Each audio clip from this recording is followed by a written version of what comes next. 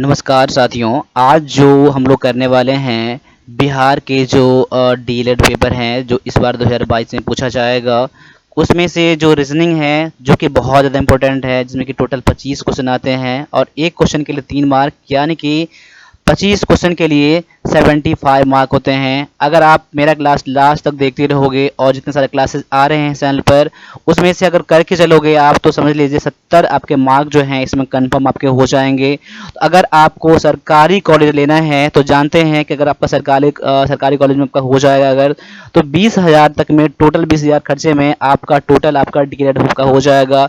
लेकिन वहीं आपको अगर प्राइवेट कॉलेज मिलता है तो आप वहाँ पर कम से कम आपको 1 लाख रुपया पे करना पड़ जाएगा ये 2 सालों में।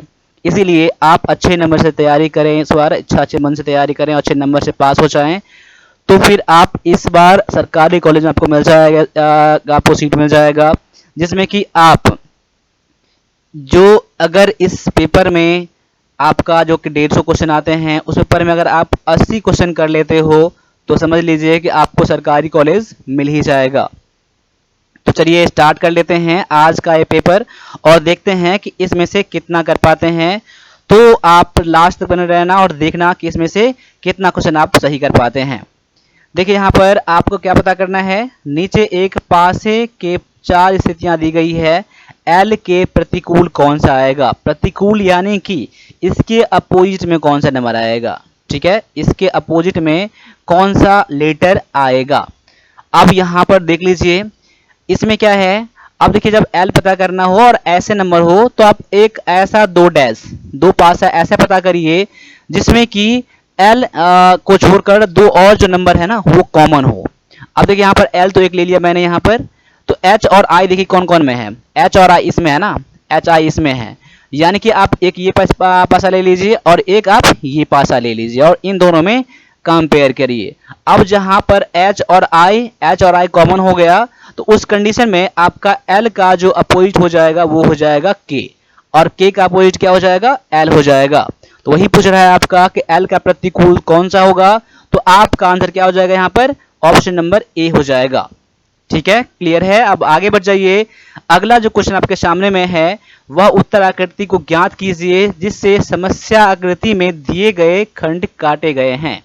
अब देखिए यहाँ पर ये आपका जितने सारे यहाँ पार्ट है ना, अब यहाँ पर देखो ऑप्शन ए बी सी या डी में से कौन सा ऐसा है जिसमें से काट कर अलग अलग करके ये सभी आपके अलग अलग बन जाएंगे, या फिर आप ये सभी जोड़कर कौन सा ऐसा ऑप्शन है जिसको आप बना सकते हो।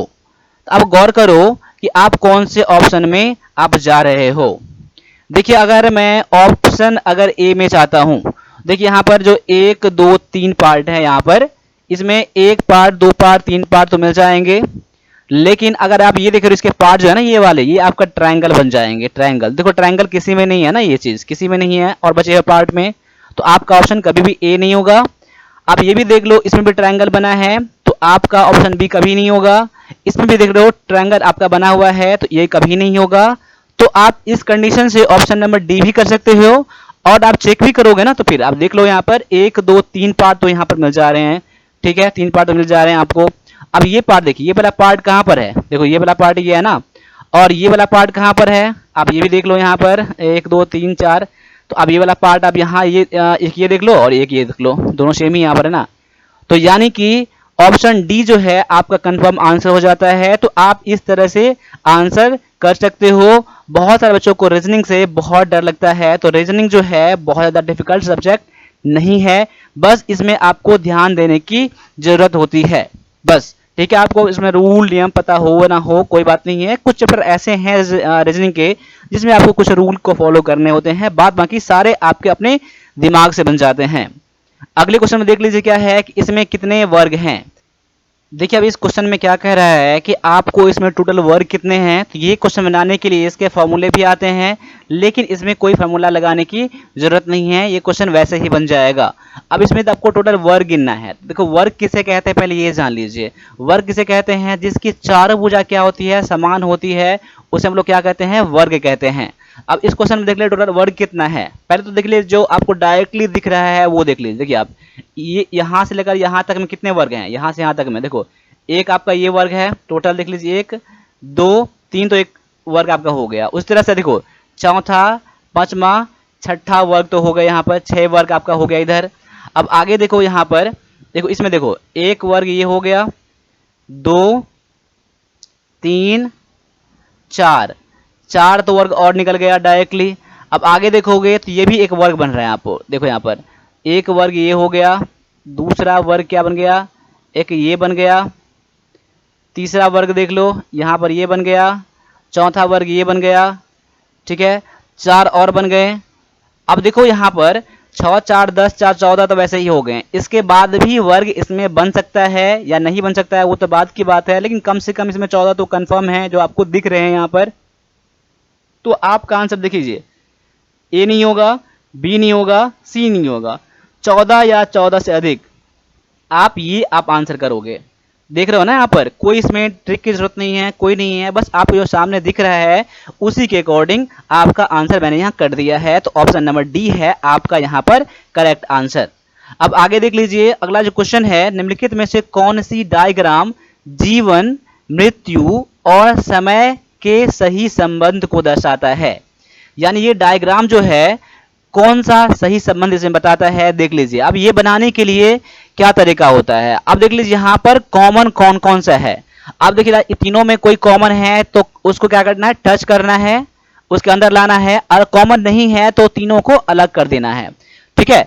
अब यहाँ गौर करिए, यहाँ पर अब जीवन है, मृत्यु है, समय है। अब देख लीजिए जीवन अलग है, मृत्यु अलग है, ये तो होगा ही होगा, जीवन ठीक है, और ये मृत्यु है अलग होगा ही होगा। उसके बाद देख लो समय यहाँ पर है, समय यहाँ पर है तो टोटल समय जो क्या, समय के अंदर में जीवन भी होता है और मृत्यु भी होता है, तो ये हो गया आपका समय, यह है जीवन, यह है मृत्यु। गौर करो, सोचो आप, देखो यहाँ पर समय, समय में जीवन होता है और मृत्यु होता है, तो आपका आंसर ऑप्शन नंबर ये बी में हो जाता है, ठीक है। मैं उम्मीद करता हूं कि आपने भी ऑप्शन नंबर बी यहाँ पर करा होगा।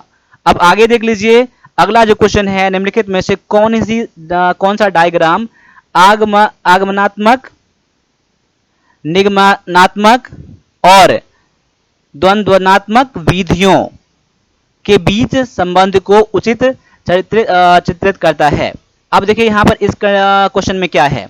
अब देखिए जब ये क्वेश्चन गौर करेंगे आप, देखिए इनके बातों पर गौर करिए। देखिए बहुत सारे को मुझे लग रहा है ऐसा कि ये वर्ड जो है इसका एक्चुअल हिंदी क्या होता है वो पता नहीं होगा, इसका हिंदी क्या होता है, इसका हिंदी क्या होता है, एक बार क्लियर पूरा नहीं होगा बहुत सारे बच्चों को। तो आप गौर कर लीजिए, एक दूसरे तरीके से दिमाग लगाइए। देखिए रीजनिंग क्या होता है, रीजनिंग क्या होता है, रीजनिंग का मतलब क्या होता है, इसका मानसिक स्थिति आपका कितना ज्यादा है वो देखा जा रहा है, ठीक है। इसमें आपको ऐसा नहीं है कि कंसेप्ट पता होना चाहिए, मैथ का फॉर्मूले होते हैं, उसके अलावा भी आपको इसमें ध्यान देना होता है।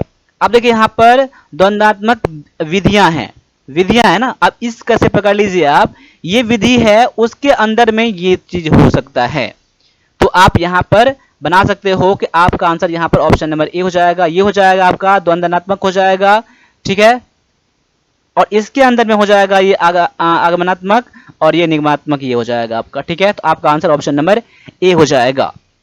तो इस तरह से हमने ये रीजनिंग को खत्म करा है अभी, और इसमें से कितना क्वेश्चन बना है आपका आप मुझे कमेंट करके बता सकते हो, और साथ साथ आपने फॉर्म अप्लाई करा है या नहीं करा है वो आप मुझे कमेंट जरूर करना, क्योंकि आज लास्ट डेट है फॉर्म भरने का, ठीक है।